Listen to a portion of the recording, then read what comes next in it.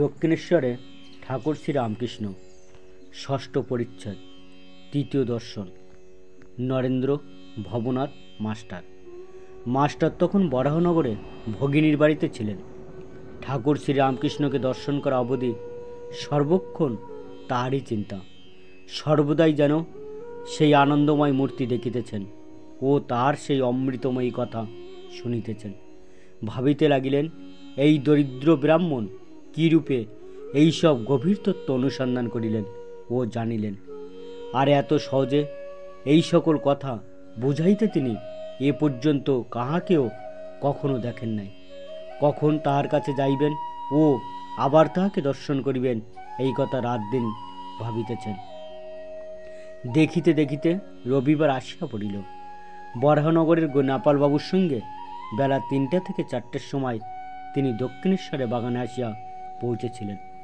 দেখিলেন সেই পূর্ব পরিচিত ঘরের মধ্যে ঠাকুর শ্রীরামকৃষ্ণ ছোট্ট তক্তপোষের উপর বসিয়া আছেন। ঘরে একঘর লোক। রবিবারে অবসর হইয়াছে, তাই ভক্তেরা দর্শন করিতে আসিয়াছেন। এখনও মাস্টারের সঙ্গে কাহারও আলাপ হয় নাই। তিনি সভা মধ্যে এক পার্শ্বে আসন গ্রহণ করিলেন।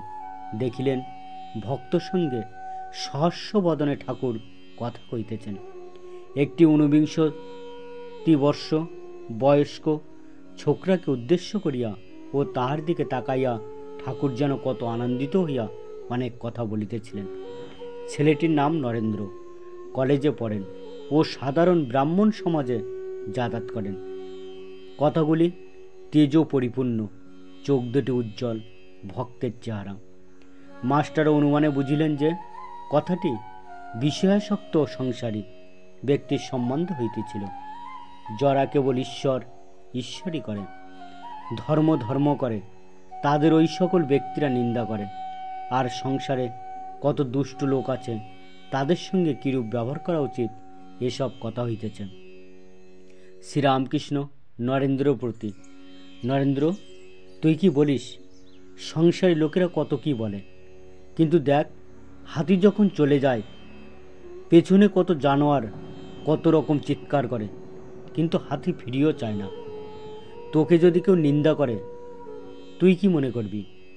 নরেন্দ্র, আমি মনে করব কুকুর ঘেউ ঘেউ করছে। শ্রীরামকৃষ্ণ সহাস্যে, না রে, অত দূর নয়। সকলের হাস্য। ঈশ্বর সর্বভূতে আছেন, তবে ভালো লোকের সঙ্গে মাখামাখি চলে, মন্দ লোকের কাছ থেকে তফাৎ থাকতে হয়। বাঘের ভিতরেও নারায়ণ আছেন, তাই বলে বাঘকে আলিঙ্গন করা চলে না। সকলের হাস্য। যদি বলো বাঘ তো নারায়ণ, তবে কেন পালাবো? তার উত্তর, যারা বলছে পালিয়ে এসো, তারাও নারায়ণ। তাদের কথা কেন না শুনি? একটা গল্প শোন। কোনো এক বনে একটি সাধু থাকেন, তার অনেকগুলি শিষ্য। তিনি একদিন শিষ্যদের উপদেশ দিলেন যে সর্বভূতে নারায়ণ আছেন, এইটি জেনে সকলকে নমস্কার করবে। একদিন একটি শিষ্য হোমের জন্যে কাঠ আনতে বনে গিয়েছিল। এমন সময় একটা রব উঠল, কে কোথায় আছো, পালাও, একটা পাগলা হাতি যাচ্ছে। সবাই পালিয়ে গেল, কিন্তু শিষ্যটি পালালো না। সে জানে যে হাতিও যে নারায়ণ, তবে কেন পালাবো? এই বলিয়া দাঁড়িয়ে রইল। নমস্কার করে স্তুতি করতে লাগলো। এদিকে মাহত চেঁচিয়ে বলছে, পালাও পালাও। শিষ্যটি তবুও নড়ল না। শেষে হাতিটা ছুঁড়ে করে তুলে নিয়ে তাকে একধারে ছুঁড়ে ফেলে দিয়ে চলে গেল। শিষ্য ক্ষতবিক্ষত হয়ে ও অচেতন্য হয়ে পড়ে রইল। এই সংবাদ পেয়ে গুরু ও অন্যান্য শিষ্যেরা তাকে আশ্রমে ধরাধরি করে নিয়ে গেল আর ঔষধ দিতে লাগলো। খানিকক্ষণ পরে চেতনা হলে ওকে কেউ জিজ্ঞাসা করলো, তুমি হাতি আসতে শুনেও কেন চলে গেলে না? সে বললে, গুরুদেব আমায় বলে দিয়েছিলেন যে নারায়ণই মানুষ জীবজন্তু সব হয়েছেন, তাই আমি হাতি নারায়ণ আসছে দেখে সেখান থেকে সরে যাই নাই। গুরু তখন বললেন, বাবা, হাতি নারায়ণ আসছিলেন বটে, তা সত্য, কিন্তু বাবা, মাহত নারায়ণ তো তোমায় বারণ করেছিলেন। যদি সবই নারায়ণ, তবে তার কথা বিশ্বাস করলেন না কেন? মাহৎ নারায়ণের কথাও শুনতে হয়। শাস্ত্রে আছে অপনারায়ণও জল নারায়ণ, কিন্তু কোনো জল ঠাকুর সেবায় চলে, আবার কোনো জলে আচানো, বাসন মাজা, কাপড় কাচা কেবল চলে, কিন্তু খাওয়া বা ঠাকুর সেবা চলে না। তেমনি সাধু অসাধু, ভক্ত অভক্ত সকলেরই হৃদয়ে নারায়ণ আছেন, কিন্তু অসাধু অভক্ত দুষ্ট লোকের সঙ্গে ব্যবহার চলে না, মাখামাখি চলে না। কারো সঙ্গে কেবল মুখের আলাপ পর্যন্ত চলে, আবার কারো সঙ্গে তাও চলে না। ওইরূপ লোকের কাছ থেকে তফাতে থাকতে হয়। একজন ভক্ত মহাশয় যদি দুষ্ট লোকে অনিষ্ট করতে আসে বা অনিষ্ট করে, তাহলে কি চুপ করে থাকা উচিত? শ্রীরামকৃষ্ণ, লোকের সঙ্গে বাস করতে গেলেই দুষ্ট লোকের হাত থেকে আপনাকে রক্ষা করবার জন্য একটু তপগুণ দেখানো দরকার, কিন্তু সে অনিষ্ট করবে বলে উল্টে তার অনিষ্ট করা উচিত নয়। এক মাঠে এক রাখাল গরু চড়াতো। সেই মাঠে একটা ভয়ানক বিষাক্ত সাপ ছিল। সকলেই সেই সাপের ভয়ে অত্যন্ত সাবধানে থাকত। একদিন একটি ব্রহ্মচারী সেই মাঠের পথ দিয়ে আসছিল। রাখালেরা দৌড়ে এসে বললে, ঠাকুরমশাই, ওদিক দিয়ে যাবেন না, ওদিকে একটা ভয়ানক বিষাক্ত সাপ আছে। ব্রহ্মচারী বললেন, বাবা, তা হোক, আমার তাতে ভয় নাই, আমি মন্ত্র জানি। এই কথা বলে ব্রহ্মচারী সেই দিকে চলে গেল। রাখালেরা ভয়ে কেউ সঙ্গে গেল না।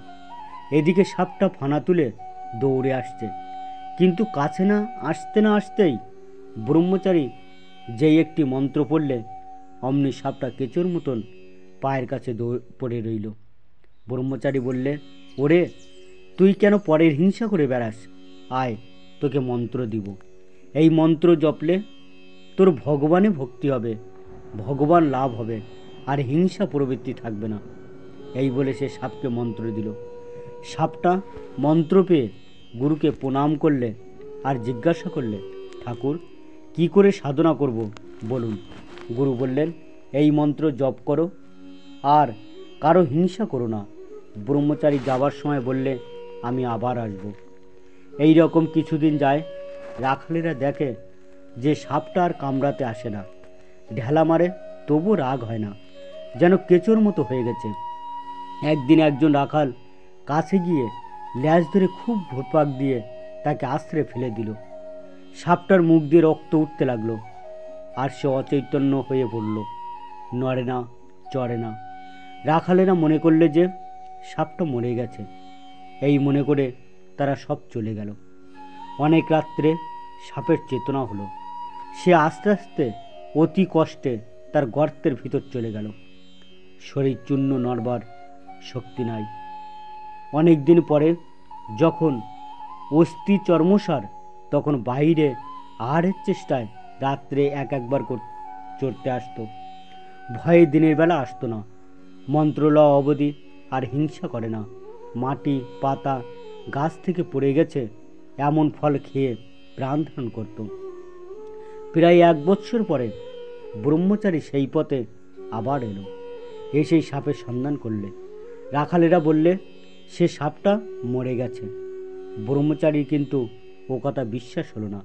সে জানে যে মন্ত্র ও নিয়েছে তার সাধন না হলে দেহত্যাগ হবে না। খুঁজে খুঁজে সেই দিকে তার নাম ধরে ডাকতে লাগলো। সে গুরুদেবের আওয়াজ শুনে গর্ত থেকে বেরিয়ে এলো। ও খুব ভক্তিভাবে প্রণাম করলো। ব্রহ্মচারী জিজ্ঞাসা করলে, তুই কেমন আছিস? সে বললে, আজ্ঞে ভালো আছি। ব্রহ্মচারী বললে, তবে তুই এত রোগা হয়ে গেছিস কেন? সাপ বললে, ঠাকুর, আপনি আদেশ করেছেন কারো হিংসা করো না, তাই পাতাটা ফলটা খাই বলে বোধ হয় রোগা হয়ে গেছে। ওর সত্যগুণ হয়েছে কিনা তাই কারো উপর ক্রোধ নাই। সে ভুলেই গিয়েছিল যে রাখালেরা মেরে ফেলবার জোগাড় করেছিল। ব্রহ্মচারী বললে, শুধু না খাওয়ার দরুন এরূপ অবস্থা হয় না, অবশ্য আরও কারণ আছে, ভেবে দেখ। সাপটার মনে পড়ল যে রাখালরা আছাড় মেরেছিল। তখন সে বললে, ঠাকুর, মনে পড়েছে বটে, রাখালেরা একদিন আছাড় মেরেছিল। তারা অজ্ঞান, জানে না, যে আমার মনের কি অবস্থা। আমি যে কাহাকেও কামড়াবো না বা কোনরূপ অনিষ্ট করব না, কেমন করে জানবে? ব্রহ্মচারী বললে, ছি, তুই এত বোকা, আপনাকে রক্ষা করতে জানিস না? আমি কামড়াতে বারণ করেছি, ফোঁস করতে নয়। ফোঁস করে তাদের ভয় দেখাস নাই কেন? দুষ্ট লোকের কাছে ফোঁস করতে হয়, ভয় দেখাতে হয়। পাশে অনিষ্ট করে তাদের গায়ে বিষ ঢালতে নাই, অনিষ্ট করতে নাই। ঈশ্বরের সৃষ্টিতে নানা রকম জীবজন্তু গাছপালা আছে। জানোয়ারের মধ্যে ভালো আছে, মন্দ আছে। বাঘের মধ্যে হিংস্র জন্তু আছে। গাছের মধ্যে অমৃতর ন্যায় ফল হয়, এমনও আছে। আবার বিষ ফলও আছে। তেমনি মানুষের মধ্যে ভালো আছে, মন্দও আছে, সাধুও আছে, অসাধুও আছে। সংসারী জীব আছে, আবার ভক্ত আছে। জীব চার প্রকার: বদ্ধজীব, মুমুক্ষু জীব, মুক্তজীব ও নিত্যজীব। নিত্যজীব হলো যেমন নারদাদি, এরা সংসারে থাকে জীবের মঙ্গলের জন্যে, জীবদিগকে শিক্ষা দেওয়ার জন্যে। বদ্ধজীব বিষয়ে আসক্ত হয়ে থাকে আর ভগবানকে ভুলে থাকে, ভুলেও ভগবানের চিন্তা করে না। মুমুক্ষু জীব যারা মুক্ত হওয়ার ইচ্ছা করে, কিন্তু তাদের মধ্যে কেউ মুক্ত হতে পারে, আবার কেউ পারে না। আর মুক্ত জীব যারা সংসারে কামিনী কাঞ্চনে আবদ্ধ নয়, যেমন সাধু মহাত্মারা, যাদের মনে বিষয় বুদ্ধি নাই আর যারা সর্বদা হরিপাদবদ্ধ চিন্তা করে। যেমন জাল ফেলা হয়েছে পুকুরে, 2-4টা মাছ এমন শেয়ানা যে কখনো জালেও পড়ে না, এরা নিত্য জীবের উপমাস্থল। কিন্তু অনেক মাছই জালে পড়ে, এদের মধ্যে কতকগুলি পালাবার চেষ্টা করে। এরা মুমুক্ষু জীবের উপমাস্থল, কিন্তু সব মাছই পালাতে পারে না। 2-4টে ধপাং ধপাং করে জাল থেকে পালিয়ে যায়। তখন জেলেরা বলে, ওই একটা মস্ত মাছ পালিয়ে গেল। কিন্তু যারা জালে পড়েছে অধিকাংশই পালাতেও পারে না, আর পালাবার চেষ্টাও করে না, বরং জাল মুখে করে পুকুরের পাকের ভিতরে গিয়ে চুপ করে মুখ গুজরে শুয়ে থাকে, মনে করে আর কোনো ভয় নাই, আমরা বেশ আছি। কিন্তু জানে না যে জেলে হরহর করে টেনে আড়ায় তুলবে। এরাই বদ্ধজীবের উপমাস্থল। বদ্ধজীবেরা সংসারে কামিনী কাঞ্চনে বদ্ধ হয়েছে, হাত পা বাঁধা। আবার মনে করে যে সংসারে ওই কামিনী ও কাঞ্চনেতেই সুখ হবে আর নির্ভয়ে থাকবে, জানে না যে ওতেই মৃত্যু হবে। বদ্ধজীব যখন মরে তার পরিবার বলে, তুমি তো চললে, আমার কি করে গেলে? আবার এমনই মায়া যে প্রদীপটাতে বেশি সলতে জ্বললে বদ্ধজীব বলে, তেল পুড়ে যাবে, সলতে কমিয়ে দাও। এদিকে মৃত্যুশয্যায় শুয়ে রয়েছে। বদ্ধজীবেরা ঈশ্বর চিন্তা করে না। যদি অবসর হয় তাহলে হয় আবল তাবল ফালতু গল্প করে, নয় মিছে কাজ করে। জিজ্ঞাসা করে বললে, আমি চুপ করে থাকতে পারি না, তাই বেড়া বাঁধছি, হয়তো সময় কাটে না দেখে তাস খেলতে আরম্ভ করে। ঠিক আছে বন্ধুরা, আজ এই পর্যন্ত। সবাইকে অসংখ্য ধন্যবাদ জানিয়ে এখানেই শেষ করছি। ঠাকুর শ্রী রামকৃষ্ণ পরমহংসদেবের সম্পূর্ণ কথামৃত্যু শোনার জন্য চ্যানেলটি প্লিজ সাবস্ক্রাইব, লাইক এবং শেয়ার করবেন। আপনাদের বন্ধুবান্ধব